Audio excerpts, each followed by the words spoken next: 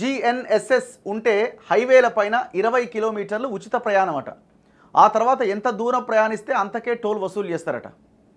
Private వాహనాల యజమానులకు కేంద్రం ఒక శుభవార్త చెప్పిందట.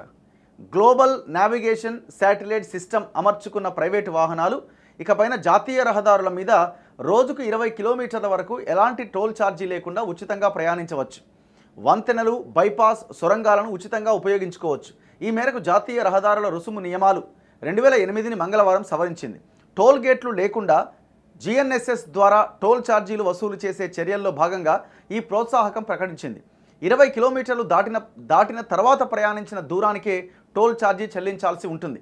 ప్రస్తుతం ఉన్న టోల్ గేట్ వ్యవస్థ స్థానంలో శాటిలైట్ ఆధారిత టోల్ వసూలు వ్యవస్థను అందుబాటులోకి తెచ్చేందుకు కేంద్రం కొంతకాలంగా కసరత్తు చేస్తోంది. కొత్త విధానంలో టోల్ గేట్ దగ్గర ఆగి ఫీజు చెల్లించాల్సిన పని లేదు. మనం ప్రయాణించిన దూరాన్ని జీపీఎస్ ఆధారంగా లెక్కించి టోల్ వసూలు చేస్తారట.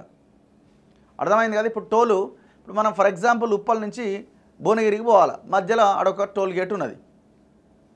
మరి ఇప్పుడు యాక్చువల్గా ఎవరు ఎంత దూరం ప్రయాణించినా టోల్ క్రాస్ అవ్వాలంటే ఒక ఫిక్స్డ్ రేట్ ఉన్నది. మరి వీళ్ళేమో 20 కిలోమీటర్ల వరకు ఫ్రీ అంటున్నారు. ఎట్లా ఛార్జ్ చేస్తారు దీన్ని అన్నది ఒకటి చూడాలి. వీళ్ళు ఏమంటున్నారంటే 20 కిలోమీటర్ల వరకు అట ఫ్రీ అట. ఇది ఎందుకంటే ఇప్పుడు ఇవందరూ ఇది పెట్టుకోవడానికి, ఇది అందరూ అమర్చుకున్న తర్వాత అవన్నీ ఎత్తేస్తారు, ఇంకా టోల్ ఛార్జ్ పెంచుతారు.